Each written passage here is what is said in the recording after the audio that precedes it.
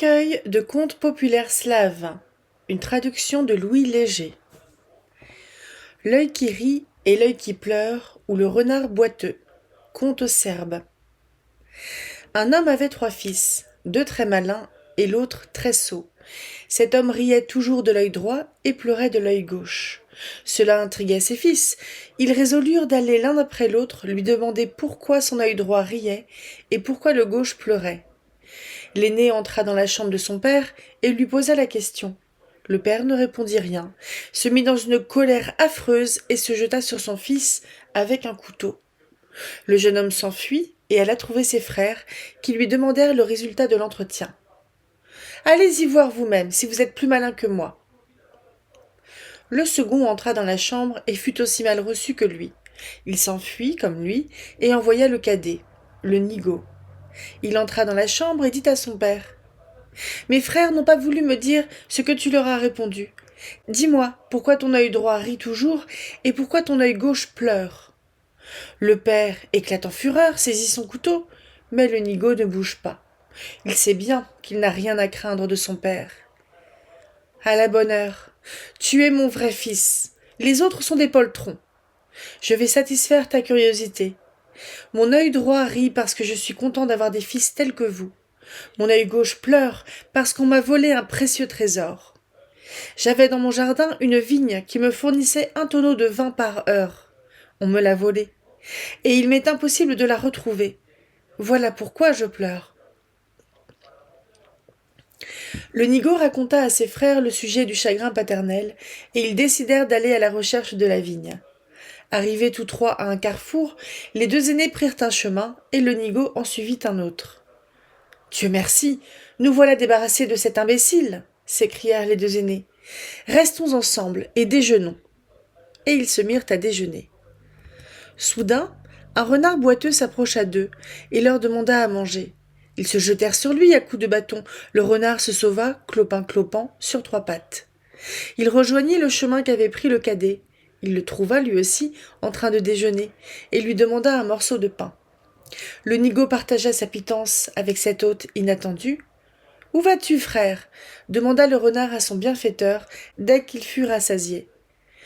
Il raconta l'histoire de son père et de la vigne merveilleuse. « C'est fort bien, » dit le renard. « Je sais où elle est. Suis-moi. » Ils arrivèrent à la porte d'un grand jardin. « Tu trouveras ici la vigne que tu cherches, mais il est difficile d'y arriver. Fais bien attention à ce que je vais te dire. Avant d'arriver à la vigne, il te faudra passer devant 12 postes composés chacun de 12 gardiens. Si ces gardiens te regardent, tu peux passer sans inquiétude devant eux. C'est qu'ils dorment, mais s'ils ont les yeux fermés, défie-toi, c'est qu'ils veillent. Une fois arrivé près de la vigne, tu trouveras 2 pelles, l'une de bois, l'autre de fer. Ne prends pas celle de fer, elle ferait du bruit, réveillerait les gardiens et tu serais perdu. » Le jeune homme traversa heureusement le jardin, arriva jusqu'à la vigne qui versait 1 tonneau de vin par heure. Mais il lui sembla trop difficile de creuser la terre avec une pelle de bois. Il prit une pelle de fer, elle fit du bruit. Les gardiens se précipitèrent, s'emparèrent de cadet nigaud et le livrèrent à leur maître. « Comment ?» lui demanda celui-ci. « As-tu pu te glisser parmi mes gardes et tenter de me voler ma vigne ?»« Cette vigne n'est pas à toi, mais à mon père. Si tu ne me la donnes pas maintenant, je reviendrai, et je finirai par te l'enlever.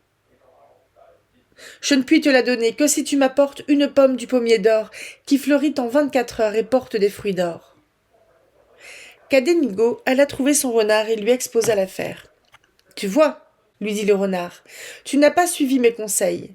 Cependant, je t'aiderai à obtenir la pomme d'or. Tu la verras dans un jardin que je vais t'indiquer. Auprès du pommier sont 2 perches, l'une d'or, l'autre de bois. Prends la perche de bois et tu atteindras la pomme. » Cadet nigaud, après avoir traversé le jardin et échappé aux gardiens comme précédemment, arriva près du pommier. Il fut si ébloui en apercevant les fruits d'or qu'il oublia les recommandations du renard. Il saisit la perche d'or et en frappa la branche. Les gardes se réveillèrent et le conduisirent à leur seigneur. Cadet nigaud raconta son histoire. « Je te donnerai la pomme d'or, » lui dit le seigneur, si tu me procures un cheval qui puisse faire le tour du monde en 24 heures. Le renard fut bien en colère. Si tu m'avais écouté, tu serais déjà chez ton père. Enfin, je veux bien te venir en aide, encore une fois. Tu trouveras ce cheval dans une forêt que je vais t'indiquer. Il a 2 licous, l'un d'or, l'autre de chanvre. Prends-le par le licou de chanvre, sinon le cheval se mettra à hennir et éveillera ses gardiens. Alors, malheur à toi. Cadénigo pénétra près du cheval. Il fut ébloui en le voyant. Comment ? Se dit-il. Je mettrai un licou de chanvre à un si bel animal ? Non, certes. Aussitôt, le cheval hennit. Les gardes s'emparèrent de notre héros et le conduisirent devant leur seigneur. « Je te donnerai le cheval d'or, dit le seigneur, si tu m'amènes une vierge d'or qui n'a encore vu ni le soleil ni la lune. » Fort bien, mais si tu veux que je t'amène la vierge d'or, il faut que tu me prêtes ton coursier d'or. Je le monterai pour aller la chercher. Mais qui me garantit que tu reviendras ? Je jure, sur la tête de mon père, que je te ramènerai la vierge ou le cheval. Et le voilà parti. Le renard, toujours charitable, le conduisit à l'entrée d'une grande grotte. Il y trouva la vierge d'or et l'emmena sur son cheval. « N'as-tu pas de regret, lui dit le renard, de donner une si belle vierge en échange d'un cheval d'or ? Cependant, tu ne peux faire autrement, car tu as juré sur la tête de ton père. Mais peut-être pourrais-je bien remplacer la jeune fille. » En effet, à l'instant, le renard se changea en une jeune fille toute dorée. Cadénigo l'amena au seigneur qui fut enchanté. Il rentra en possession de la vigne paternelle, épousa la belle aux cheveux d'or et vécut longtemps heureux avec elle.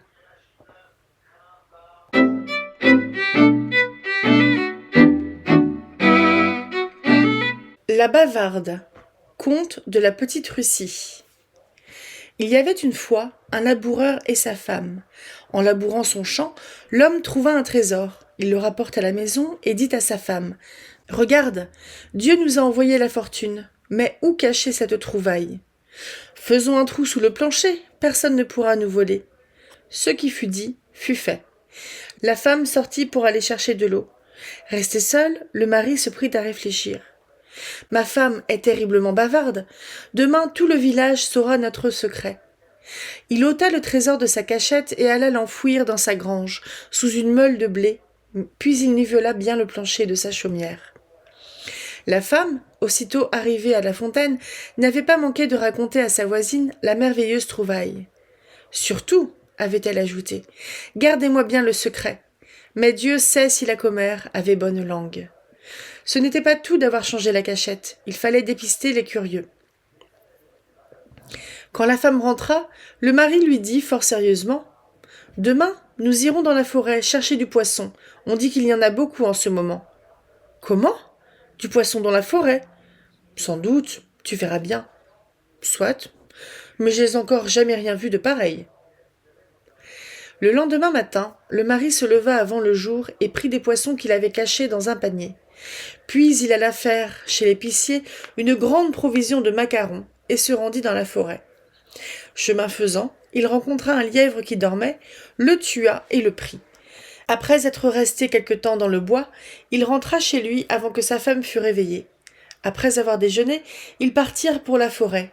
À peine y était-il entré que la femme trouva un brochet, puis une perche, puis un gardon. Jamais elle n'avait été à pareille fête. Elle remplit de ses poissons un panier. En sortant de la forêt, ils rencontrèrent un grand poirier. À ses branches pendaient des macarons. « Vois !» s'écria la femme. « Des macarons sur un poirier !»« C'est tout naturel, dit l'homme. Il a plu des macarons, et il en sera resté sur le poirier. Les passants ont mangé les autres. » En continuant leur route vers le village, ils passèrent près du ruisseau. « Attends un peu, dit le mari. J'ai tendu mon filet ce matin. Je vais voir si je n'ai rien pris. » Il retire son filet. Dans le filet était un lièvre. « Quelle merveille ! Un lièvre dans l'eau !» s'écria la femme. « Sotte, tu ne savais donc pas qu'il y a des lièvres d'eau comme des rats d'eau ? » ?»« Non, vraiment, je ne le savais pas. » Ils revinrent à la maison. La femme se mit à préparer le souper et alla chercher de l'eau chez sa voisine. Elle resta longtemps absente. Évidemment, elle racontait ce qu'elle avait vu dans la journée. Au bout de quelques jours, tout le village savait que le ménage avait trouvé un trésor. Le laboureur ne pouvait plus sortir sans qu'on lui en parlât. Il avait beau nier, rien n'y faisait. Le lendemain, sa femme arrive, tout essoufflée. Il se passe quelque chose dans le village. Les paysans courent après un homme et le battent. Ils poussent des cris épouvantables. Je sais ce que c'est. Notre Seigneur a volé des saucisses chez le charcutier. On le traîne par le village et on le bat à grands coups de saucisses. Ma foi, c'est bien fait, dit la femme. Vers la fin de l'autre semaine, on appelle le paysan au château. Le Seigneur lui demande « Est-il vrai que tu as trouvé un trésor ?» L'homme ne veut pas avouer. Il nie, il proteste. « Ne mens pas, reprend le Seigneur. Ta femme m'a tout raconté. » « Eh, mon Seigneur, vous savez bien que ma femme est folle, elle ne sait pas ce qu'elle dit. »« Dis la vérité, sinon tu seras battu, » crie le Seigneur. « Qu'on apporte les verges. » « C'est la vérité. Il a trouvé un trésor et l'a enterré sous le plancher de notre chaumière. » « Et quand cela ? La veille du jour où nous sommes allés dans la forêt chercher du poisson. »« Tu dis ? » ?»« Oui, c'était le jour où il a plu des macarons. Nous en avons ramassé plein un panier. Et en revenant, mon mari a pêché un beau lièvre dans la rivière. »« Voyons, tu es folle ? Réfléchis bien. » »« Parfaitement, monseigneur. C'était une semaine avant le jour où les gens du village vous poursuivirent en vous battant avec des saucisses parce que vous aviez volé le charcutier. » Cette fois, le Seigneur entra en fureur. Il voulut faire donner à la femme 20 coups de verge, mais le mari intercéda en disant « Vous voyez bien, Seigneur, que la pauvre femme est folle. » Le Seigneur se calma. Cependant, il fit fouiller sous le plancher. On ne trouva rien du tout, et le madré compère garda son trésor.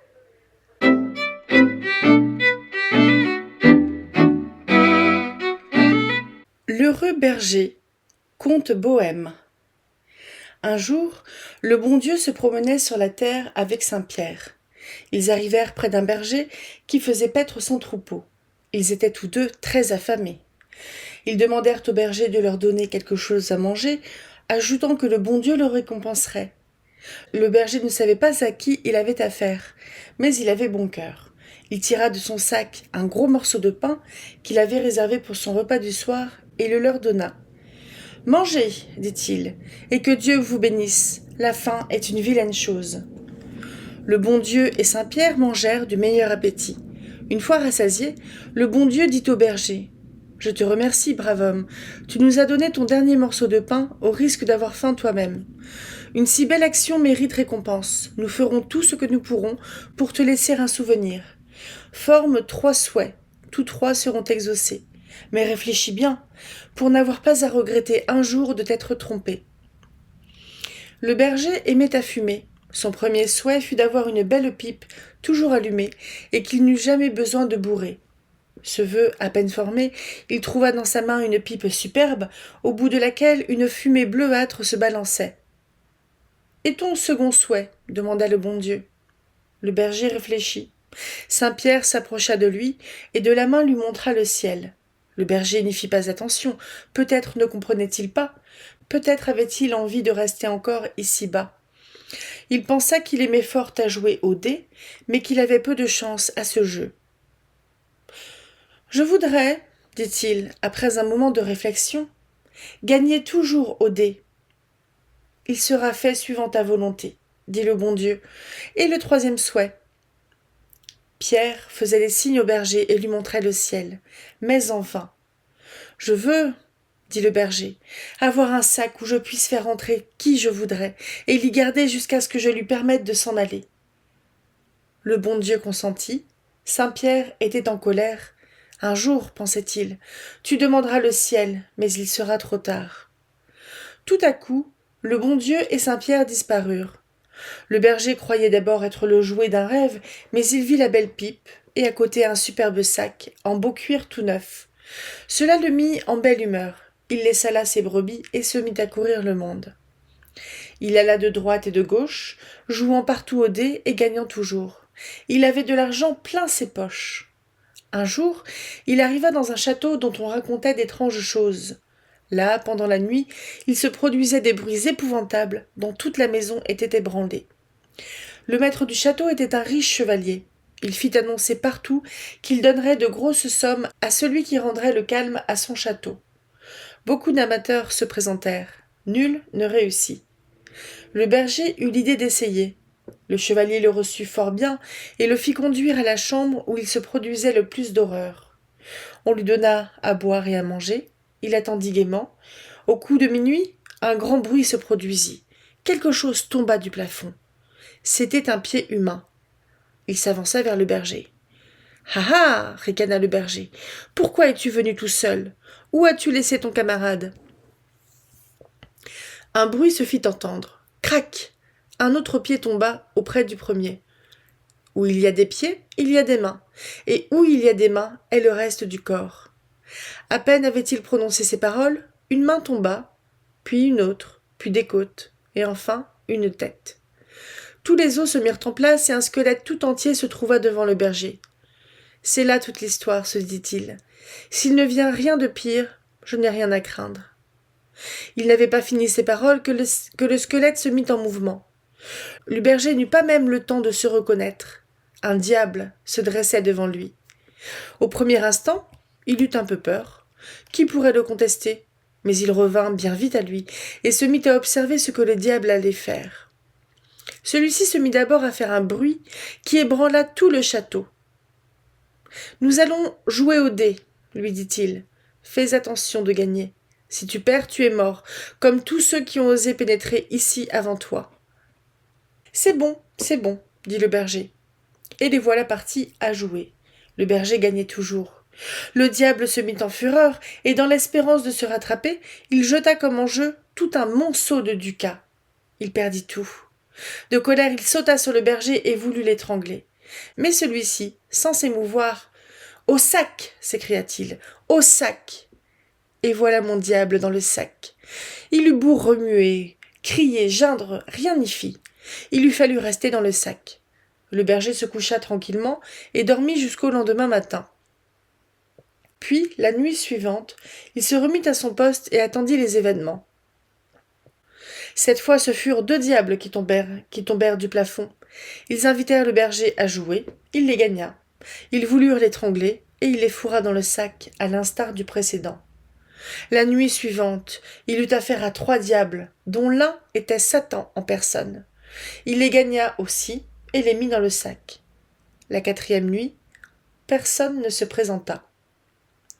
Le berger alla trouver le maître du château, qui fut bien étonné. Il lui raconta ce qui était arrivé. D'abord, on ne voulut pas le croire, mais il montra les cornes et les pieds fourchus de ses prisonniers, et il fallut bien se rendre à l'évidence. On emporta les diables à la forge, et 10 forts gaillards se mirent à taper sur eux à tour de bras. Les diables priaient, suppliaient. De fatigue, on finit par leur faire grâce, et ils jurèrent par tous les serments infernaux de ne plus jamais revenir. Depuis ce temps-là, on ne les a jamais revus.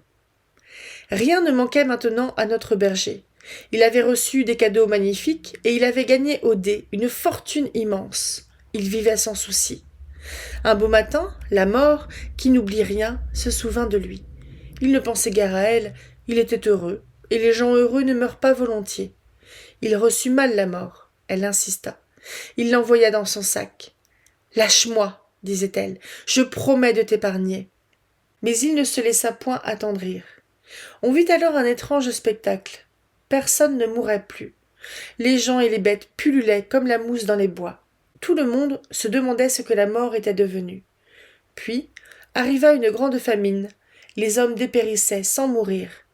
Le berger eut pitié de cette misère. Il laissa partir la mort, après lui avoir fait jurer qu'elle ne songerait jamais à lui. Il vécut longtemps encore, sans nul souci. À la fin, la vie l'ennuya. Il se résolut à partir pour le ciel. Il marcha longtemps et finit par arriver à la porte du paradis. Il frappa. Saint-Pierre parut. « Qui es-tu, voyageur ?» demanda par le guichet le porte-clés céleste. « Un brave homme, laisse-moi entrer ici. » Saint-Pierre avait reconnu son berger. « Impossible, tu n'as rien à voir ici. Tu as oublié le ciel et tu as préféré les biens terrestres. Je ne puis te donner ce que tu as méprisé. Va retrouver ceux avec qui tu jouais au dé. » Et Saint-Pierre ferma le guichet. Le pauvre berger prit la route de l'enfer. En arrivant à la porte, il rencontra un des diables qu'il avait jadis mis dans son sac et que les forgerons avaient si bien arrangé. Ce gardien poussa des cris épouvantables qui ameutèrent tout l'enfer. On doubla les postes des portes, avec consigne de ne pas laisser entrer l'ennemi. Que faire? Voilà notre berger bien embarrassé. Il préféra retourner au ciel et tâcher d'attendrir Saint-Pierre. Larmes, prières, il n'épargna rien. Le porte-clés finit par s'adoucir, ouvrit la porte et donna place au berger auprès de lui. Depuis, quand Saint-Pierre dort, c'est le berger qui remplit ses fonctions. Puisse-t-il, ami lecteur, t'ouvrir un jour les portes du paradis.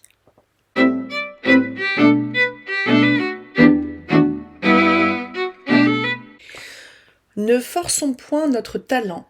Conte russe. Il y avait une fois, dans un village, un paysan qui avait un bon chien. Le chien vieillit, il cessa d'aboyer et de garder la cour et le hangar. Le paysan ne voulut plus le nourrir et le mit à la porte. Le chien alla dans la forêt et se coucha sous un arbre pour crever. Un ours passa et lui demanda « Pourquoi, chien, es-tu couché ici ? » « Je suis venu crever de faim. Vois un peu ce que c'est que la justice des hommes. Tant que vous avez de la force, ils vous nourrissent, et quand la vieillesse vous ôte la force, ils vous mettent à la porte. Veux-tu manger ? Si je le veux. Viens avec moi, je te ferai dîner. » Les voilà partis. Chemin faisant, ils rencontrent un cheval. « Regarde-moi, » dit l'ours, et il commence à fouiller la terre avec ses pattes. « Chien, chien ! Qu'est-ce ? Regarde un peu si mes yeux sont rouges. » « Rouges ? » L'ours fouille la terre avec plus de fureur. « Chien, chien !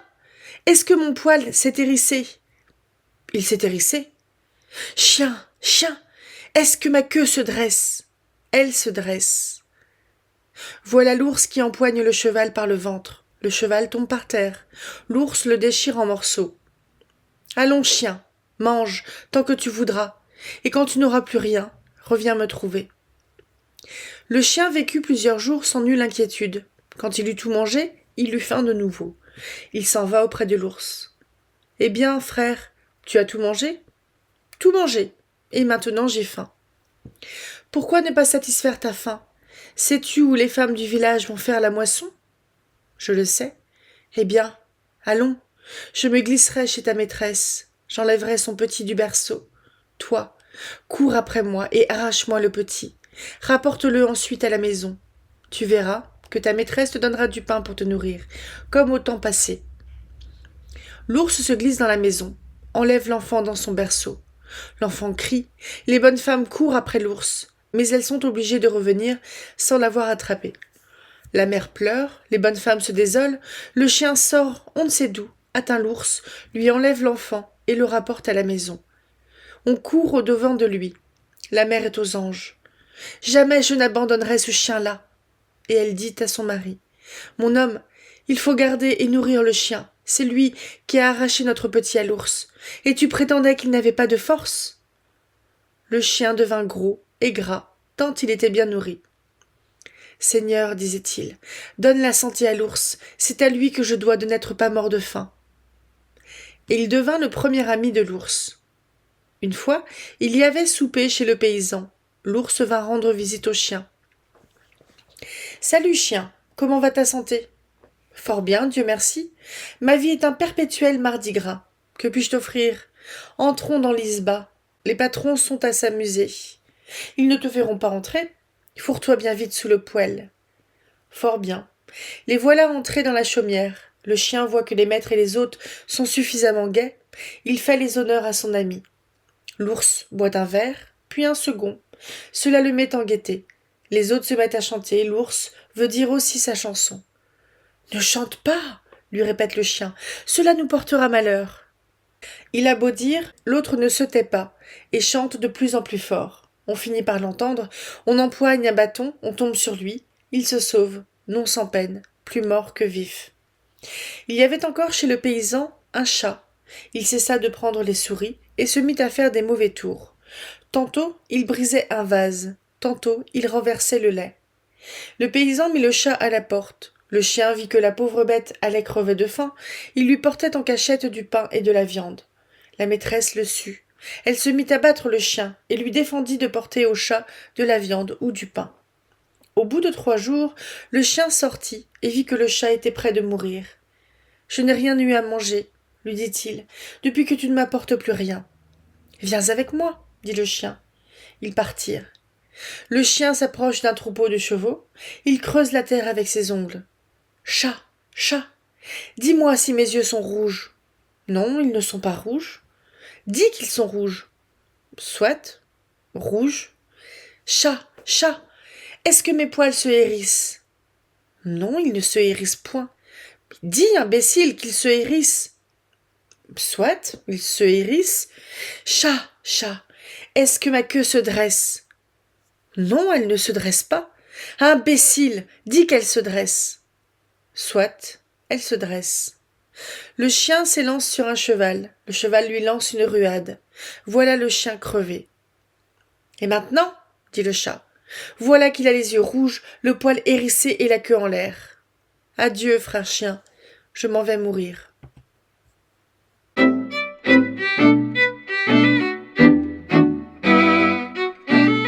La danse du diable, conte polonais. Une veuve avait une fille et une belle-fille. Toutes 3 étaient obligées de travailler pour vivre. Pendant tous les printemps et l'été, elles allaient bêcher dans les jardins ou moissonner dans les champs. Le reste du temps, elles filaient. Au commencement de l'hiver, la mère avait reçu une grande quantité de lin à filer.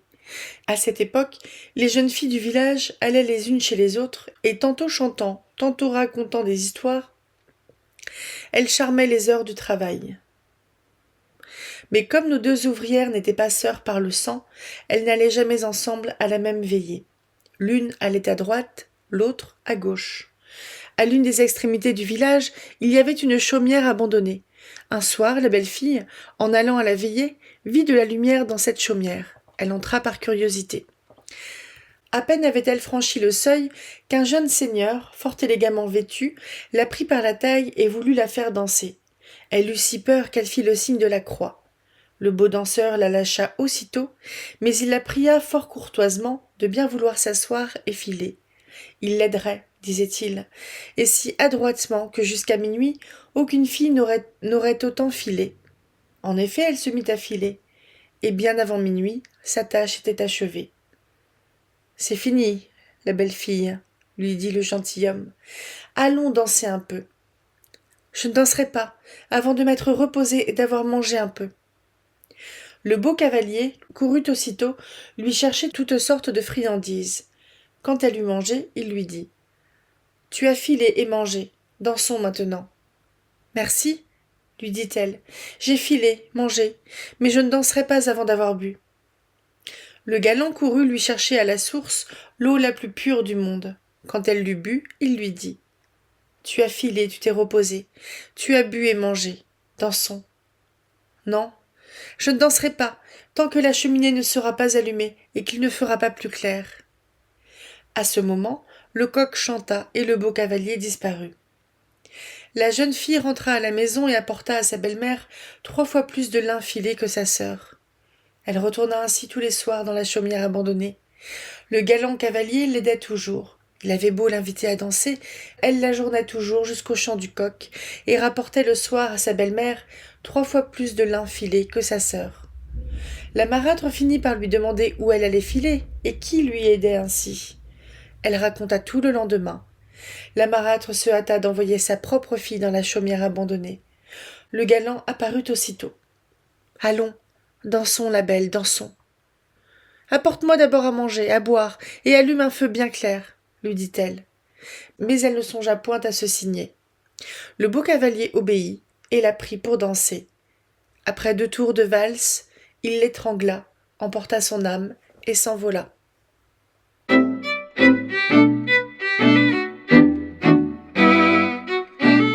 L'aumône, conte polonais. Un pauvre vieillard traversait un village en mendiant. Il entra chez la Blaskowa. C'était une femme très avare. Elle ne lui donna pas même un morceau de pain sec et le renvoya sans lui dire même « Dieu vous assiste ». Le mendiant alla frapper à une autre porte et entra chez la Janova. Elle était bonne et compatissante. Dès qu'elle vit le vieux, elle enleva à ses enfants 2 tartines de beurre qu'elle venait de faire pour eux, en lui disant « Que Dieu te procure quelque chose de meilleur, c'est tout ce que j'ai dans ma chaumière. Que Dieu te le rende, femme compatissante, qu'il te le rende 10 fois. Puisses-tu avoir de quoi vêtir tes enfants nus, puisses-tu être heureuse, et ce que tu commences à faire aujourd'hui, puisses-tu ne pas le finir d'ici à ce soir. » Ainsi parla, en s'en allant, le pauvre vieillard. La Janova le remercia de toutes ses bénédictions, mais elle ne comprit pas bien le sens de toutes ces paroles. La Janova était une pauvre veuve, elle avait 2 enfants, qu'elle nourrissait comme elle pouvait de son travail. Quand le vieillard la quitta, il était déjà midi passé. Ses enfants n'avaient pas dîné, et elle n'avait rien à souper. On lui avait donné naguère 3 paquets de lin. Elle avait travaillé ce lin avec beaucoup de soin et de peine. Elle l'avait roué, taillé, peigné, filé à elle seule. Le tisserand lui en avait fait 20 aunes de toile, et cette toile, son seul bien, elle la gardait pour faire dans l'hiver de quoi se vêtir elle et ses enfants. Or, il n'y avait plus rien dans la maison. Les enfants demandaient, en pleurant, à manger. Janova se prit à pleurer aussi. Que faire? Tout à coup, l'idée lui vint d'aller vendre aux Juifs quelques aunes de toile, pour avoir de quoi acheter du pain et du sel. Elle se met donc à mesurer la toile, les enfants se calment en la regardant. Elle mesure, les aunes se succèdent aux aunes. Elle mesure sans cesse jusqu'au coucher du soleil. Des milliers d'aunes lui avaient passé entre les mains. Dans sa joie, elle remercia Dieu. Comme le Juif demeurait à l'autre extrémité du village et qu'elle voulait donner le plus vite possible à manger à ses enfants, elle prit quelques aunes de lin et courut les vendre à sa voisine, la Blaskova. L'autre les lui paya fort mal, mais avant tout, il fallait nourrir les enfants. Le lendemain, il y avait foire à la ville. La Janova y porta sa toile. Comme elle était bien serrée et bien lustrée, on la paya fort cher. La Janova revint de la ville avec toute espèce d'objets et un sac plein d'argent. Peu de temps après, elle acheta 2 vaches, un bout de champ, une prairie. Elle eut des domestiques et travailla en louant Dieu. Cette prospérité excita la jalousie de la Blaskova. Elles mangeaient souvent ensemble, elles se traitaient de ma commère. Cependant, la Blaskova n'était pas des plus sincères dans ses affections. Un jour qu'elles buvaient ensemble un petit verre, elle demanda à la Janova par quel moyen elle était arrivée de la pauvreté à la richesse. L'autre lui raconta tout. « Oh, ma chère commère !» s'écria la Blaskova. « Nous aussi nous ne sommes pas des plus riches. Nous travaillons, mon mari et moi, pour nourrir nos enfants, et nous avons tout juste de quoi manger. Si jamais ce vieillard revient vous voir, ne manquez pas de l'envoyer chez nous. » La Janova, qui souhaitait le bien de tout le monde, lui répondit aussitôt. « Ma commère, dès que le bon Dieu me l'enverra, je le prierai de passer chez vous, je vous le promets. » Elles burent un petit verre, s'embrassèrent et se dirent au revoir. Une semaine environ après cette conversation, le vieillard vint à passer dans le village. Il alla rendre visite à la Janova. Elle ne savait comment le remercier. Elle le fit asseoir à table, lui offrit toute espèce de présent et lui recommanda bien, quand il partit, de ne pas oublier sa commère la Blaskova. Dès que celle-ci l'aperçut par la fenêtre, elle fit vite à ses enfants 2 tartines, et dès que le vieillard entra dans la maison, elle les leur arracha de la bouche et les lui donna. « Que Dieu te le rende, dit le vieillard. Ce que tu vas faire tout à l'heure, puisses-tu le continuer jusqu'au coucher du soleil. » Elle avait préparé sa toile pour la mesurer, et elle allait prendre son aune dans le coin, lorsque les enfants lui demandèrent à boire. Elle-même se sentit une grande soif. Elle prit sa cruche, et courut aussitôt à la fontaine. Mais dès qu'elle eut rapporté la cruche, elle courut en chercher une seconde, puis une 3e, une 4e. Elle rapporta ainsi jusqu'au coucher du soleil de l'eau qui, naturellement, ne lui servit à rien.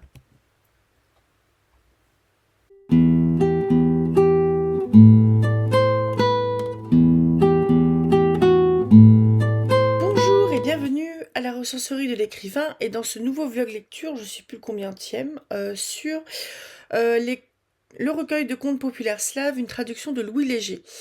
Je pense qu'il va rester seulement 2 2 samedis derrière celui-là. J'ai essayé d'équilibrer un petit peu, donc les prochaines vidéos seront plus courtes parce qu'il reste une petite trentaine de pages. D'habitude, je lis à peu près une vingtaine de pages par samedi, donc, ou par dimanche d'ailleurs. Donc ça sera un petit peu plus court la semaine prochaine, c'est pas grave. On a lu, si je me trompe pas, on a lu 6 contes. L'œil qui rit et l'œil qui pleure, ou le renard boiteux, j'allais dire le canard, un conte serbe. Donc là où on a un monsieur qui a un œil qui rit, un monsieur qui a un œil qui pleure. Ses enfants, ses fils aînés le lui demandent et se font envoyer bouler méchamment. Et son fils Nigo le lui demande, mais donc il a une réponse pour de vrai. Parce que même si le père éclate en fureur, saisit son couteau, mais le Nigo ne bouge pas. Il sait bien qu'il n'a rien à craindre de son père. À la bonne heure, tu es mon vrai fils, les autres sont des poltrons. Et donc là, on part sur une histoire de trésor volé. On ne sait pas ce qu'est ce trésor, on ne sait pas exactement qui l'a volé au début. Donc les trois fils se mettent en quête de ce trésor et c'est un renard boiteux qui a été envoyé bouler d'ailleurs par les aînés qui sont vraiment stupides. Enfin, c'est assez bizarre parce que le plus jeune, il est décrit comme stupide, pourtant, c'est les autres, en fait, c'est les aînés qui agissent de manière un peu stupide. Parce que si tu croises un renard qui boite et qui cause, il faut peut-être se poser des questions quand on est un héros de conte. C'est une plaisanterie, évidemment, parce que donc, ils savent pas, les personnages. Donc, on va se retrouver dans un truc assez répétitif, où le renard en fait va envoyer le Nigo, donc le troisième fils, à la recherche du trésor, donc de la vigne merveilleuse qui permet de remplir un tonneau par 24 heures, je crois. Donc, il va récupérer la vigne, mais à chaque fois, donc, il tombe sur quelqu'un sur des seigneurs, je crois bien. Potentiellement des seigneurs parce que les trésors successifs sont tous gardés par des gardiens et qui livrent le cadet Nigo à leur maître. Donc, le maître, c'est potentiellement un seigneur au final. Et donc, on va chercher la vigne, on va chercher une pomme d'or, on va chercher un cheval. C'est un quoi comme cheval, lui ? Un cheval qui permet de faire le tour du monde en 24 heures. On va chercher une vierge d'or. Et au final, le truc que je trouve très intéressant, c'est que le renard boiteux, définitivement, c'est pas un renard comme les autres, parce que il se transforme en une jeune fille toute dorée que Kadenigo ramène au seigneur.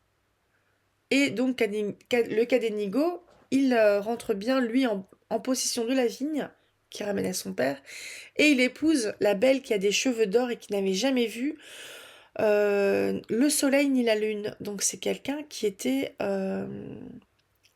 enfermé.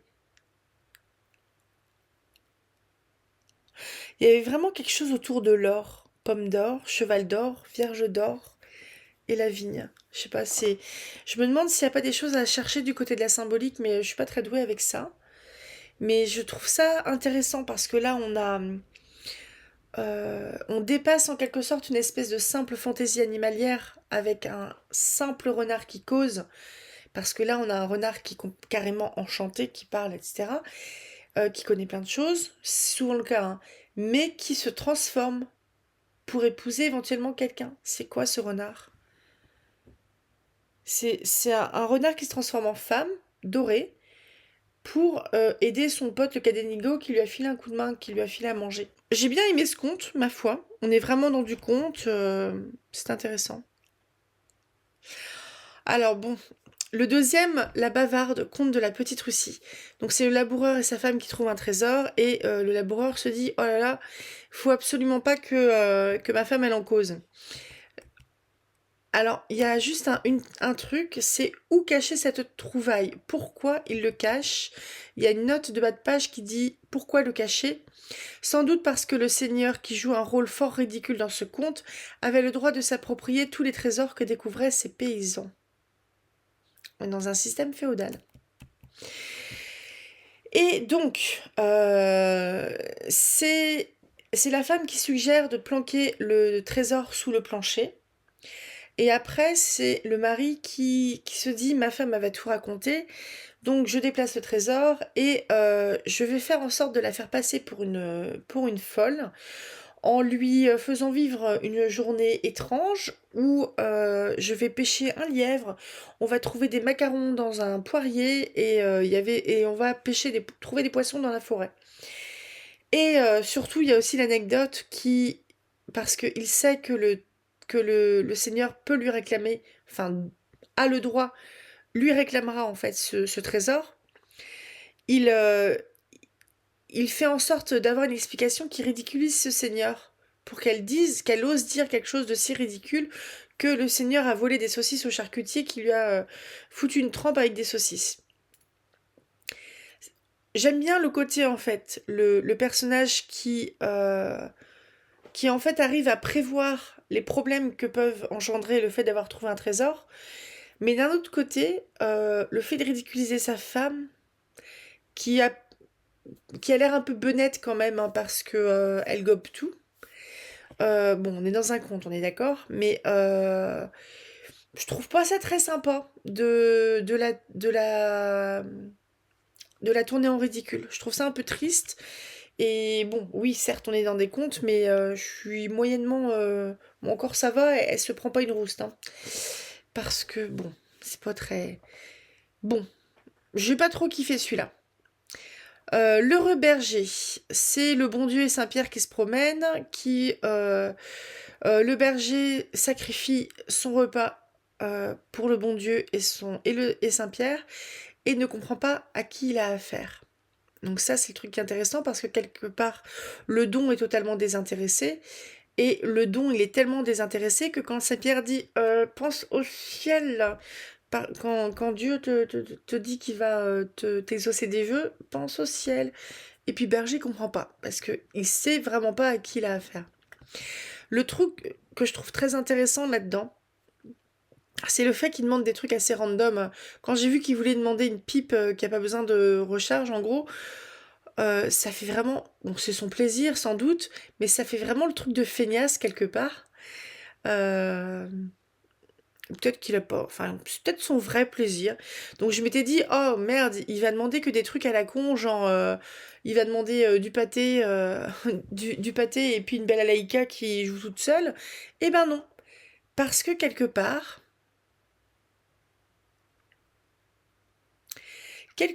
eh ben, il réfléchit et parce que c'est pas indiqué qu'il a réfléchi pour demander une pipe toujours allumée et qu'il n'a pas besoin de bourrer. Donc le fait de gagner toujours au dé, c'est pas bête parce que quelque part, il se garantit une richesse. Et la dernière chose, c'est le grand sac pour enfermer des gens. Je veux avoir un sac où je puisse faire entrer qui je voudrais et l'y garder jusqu'à ce que je lui permette de s'en aller. Donc ça, c'est intéressant aussi. Au début, je me suis dit, oh le salaud, il va enfermer le bon Dieu et Saint-Pierre. Eh ben non. Mais j'ai trouvé intéressant le côté presque un peu horrifique avec dans le château, il y a du bruit, il y a un squelette désossé qui tombe, qui se reconstitue. Paf, ça fait un diable qui fait du boucan, boum, on le met dans le sac. Rebelote le lendemain avec 2 diables, rebelote le surlendemain avec 3 diables, dont Satan. Et je trouvais ça intéressant. Bon, j'ai l'impression que assez souvent, quand même, les diables sont ridiculisés dans les contes, mais c'est peut-être pour, au final, rire de quelque chose qui fait un peu peur. Mais ouais, je trouvais ça assez cool. Oui, il y avait bien ce. Il joue au dé aussi contre le diable. Et il les a enfermés. Quand il les relâche, ils se prennent une rouste. Et il a enfermé la mort aussi. Ça, ils ne disent pas que ça pose problème. À part le fait que... Alors attendez.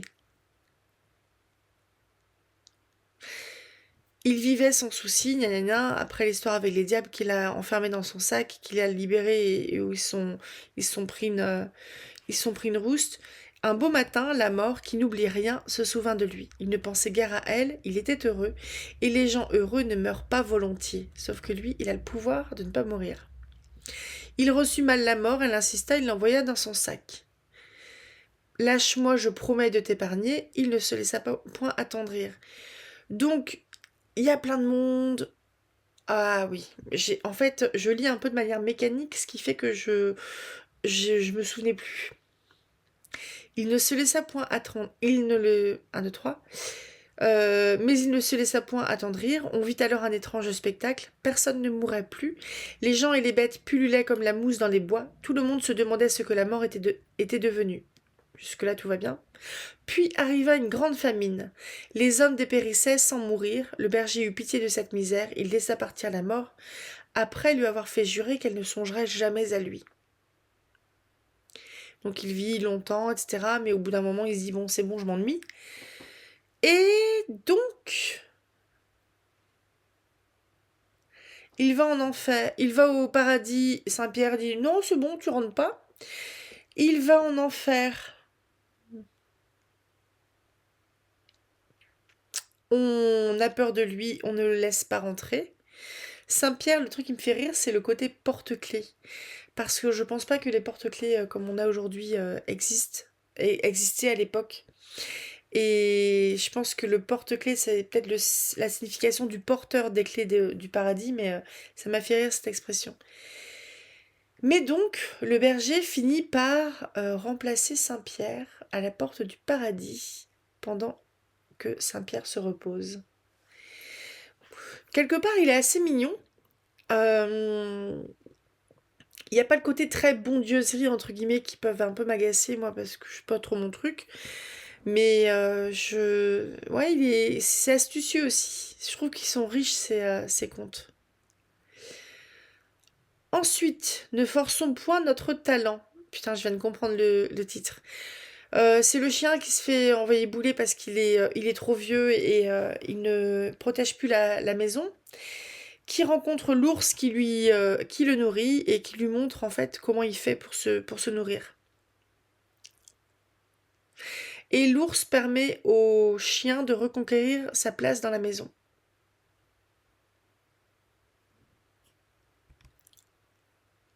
L'ours qui va picoler parce qu'il y avait une petite fête, bon, c'est comme ça que je l'ai senti. C'est pas mentionné qu'il picole, mais je pense que quand le chien, pour remercier l'ours d'avoir reconquis, oui, reconquis, parce qu'en fait, j'entends des fois sur des vidéos reconquéri, enfin conquéri, c'est une faute, mais bon, bref, on s'en fout.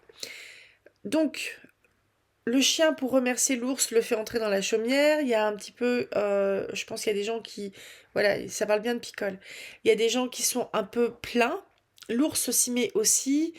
Et c'est comme ça que...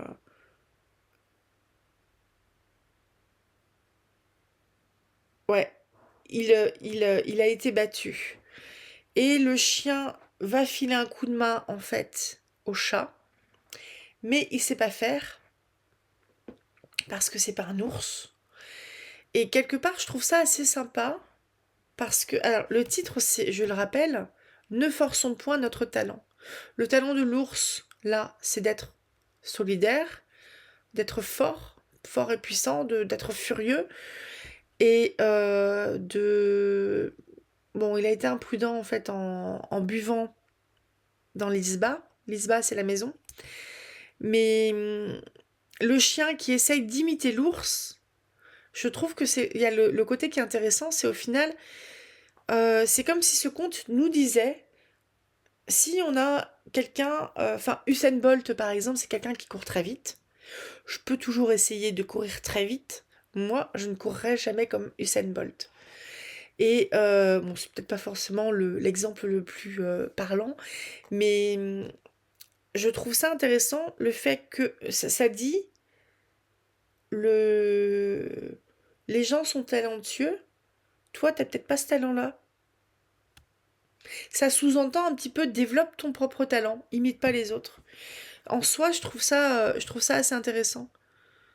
Et le truc qui est triste, c'est en fait une fois que le chien s'est pris une ruade et que le chien il est crevé, voilà qu'il a les yeux rouges, le poil hérissé et la queue en l'air. Et puis du coup le chat, le truc qui m'a fait rire aussi, enfin le pauvre chat qui va aller mourir de faim dans la forêt, il se fait virer parce que il casse un vase, il renverse le lait, enfin il fait vraiment des trucs de chat quoi, de petits contes de chat. Mais il est triste. Je suis pas, je trouve ça un peu triste. On avait un autre conte court qui s'appelait La danse du diable. Et vous voyez, encore une fois, je suis tellement attentive que j'avais oublié le titre. Donc c'est la veuve qui a une fille et une belle-fille qui sont obligées de travailler pour vivre, etc. Et la fille la fille et la belle-fille ne se fréquentent pas. Donc quand elles vont visiter quelqu'un, elles se séparent. Et la belle-fille réussit en fait à soutirer quelque part de l'aide du diable sans lui donner de remerciement, enfin de poids, de levier pour que le diable puisse lui nuire derrière. Et souvent, enfin j'ai l'impression que à chaque fois qu'il y a ce genre de truc, si quelqu'un essaie d'imiter ce que la fille qui a échappé à l'entourloupe a fait, ça finit mal. Parce que je me disais là, mais à la fin du conte, j'étais tellement attentive, je me suis dit, mais pourquoi en fait c'est un fantôme, c'est quoi? Bah non, c'est un diable. C'était pas un fantôme qui était dans la maison abandonnée. Mais donc là, à chaque fois que quelqu'un essaye d'imiter de bonnes actions, mais quelque part avec de mauvaises raisons de le faire, eh ben ça se retourne contre eux. Et quelque part, ça interroge aussi le côté, bon, il y a un côté très moralisateur d'interroger les intentions des gens, ce qui est bien, hein, au final, c'est intéressant d'interroger ça. Mais voilà. Et donc le dernier, c'était l'aumône, un conte polonais. Et là, on a encore la même chose, avec un vieillard qui mendie, qui va chez une gentille dame qui lui donne à manger, au point de donner le repas qu'elle devait donner à ses enfants et à elle-même, et la vilaine mégère qui essaye de faire pareil. Et sauf que la première a été récompensée en ayant pu filer ou je sais pas quoi, mesurer, couper des zones interminables de lin, alors que l'autre vieille, elle a... c'est un peu... Attends, comment c'est? Tant va la cruche à l'eau qu'à la fin elle se brise. On est un petit peu là-dedans. Ça me fait penser à ça, le fait que elle est condamnée quelque part à aller jusqu'à la fin de la journée remplir une cruche pour rien. Parce que donc parce que son intention était mauvaise, donc le résultat ne pouvait pas être bon pour elle. Et encore, c'est gentil. C'est juste quelque part un vœu euh, un vœu qui s'accomplit, qui s'exauce, mais pas comme elle le souhaitait. Mais c'est pas un vœu qui va la faire souffrir, c'est juste un vœu qui va peut-être lui faire regretter ce qu'elle aurait pu avoir à la place. Je vais m'arrêter ici. Ensuite, il nous reste 2, 4, 6, 8. Je crois qu'il reste 9 comptes. Je vais essayer d'équilibrer donc. C'est ça. Attendez. Je fais mes petits marque-tapages, histoire de pas me faire de. Donc, je vais lire la prochaine fois 6 contes, les deux frères, la paresse punie, le cheveu merveilleux, le renard et le loup, le chat et le renard, le nigo. Il y a beaucoup de nigo dans les contes russes. Et la fois suivante, on va être sur des contes qui seront un petit peu plus longs, sauf le premier. Le langage des oiseaux, long, large et clairvoyant. C'est quoi ce truc? La recette du soldat. Et on en aura fini avec on en aura fini avec le recueil de contes populaires slaves de Louis Léger. Je trouve ça intéressant. Ça varie un petit peu de Perrault. Perrault, j'ai pas aimé, moi j'ai trouvé ça trop.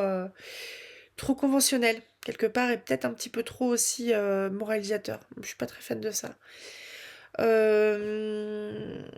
Je verrai ce que je peux lire après comme conte. J'ai une petite lassitude par rapport au conte. Et pour ceux qui suivent Colette, les vrilles de la vigne, si je me plante pas, il va rester 3 dimanches. Donc il est possible que je fasse une petite pause. On repartira après. Euh, Non, je sais ce que je vais faire. Parce qu'en fait, j'ai enregistré Micromégas. Donc, il reste 2 samedis pour Louis Léger. Je rajouterai Micromégas, qui est une nouvelle que je vais analyser un petit peu derrière. Et une nouvelle de Voltaire, et c'est un ancêtre de la SF, de la science-fiction. C'est un voyage spatial, en gros. Et Les Vrilles de la Vigne, il reste 3 dimanches. Donc, pour finir le recueil de nouvelles de Colette. Et après, je pense que je ferai une petite pause pour me redonner envie en fait, parce que des fois en fait la motivation, pardon, c'est pas la motivation qui pèse, c'est que là j'en ai un peu marre en fait de lire du conte. Et en plus je suis sur du format court aussi avec Colette, et j'ai une espèce de petite lassitude, donc je pense que je vais faire une petite pause. Ça permettra d'attaquer ensuite un petit Sherlock, et après Mansfield Park de Jane Austen. Après on verra. Après, on verra. J'ai commencé à faire fouiller. J'avais téléchargé énormément de livres libres de droit, donc des vieux machins. J'ai repéré des livres d'auteurs qui sont pas forcément connus, mais des noms qui me sont pas familiers du tout. Euh, c'est- Pourquoi pas? Donc, pourquoi pas aller se diriger vers là, et pour les contes, on verra. J'avais des nouvelles fantastiques, pourquoi pas? La dimension fantastique. Voilà. On verra. Je vous souhaite un très bon samedi. J'espère que vous allez passer une très bonne journée, un très bon week-end. Lisez tout plein, rêvez tout grand et dites-moi ce que vous lisez ces temps-ci. À bientôt, salut!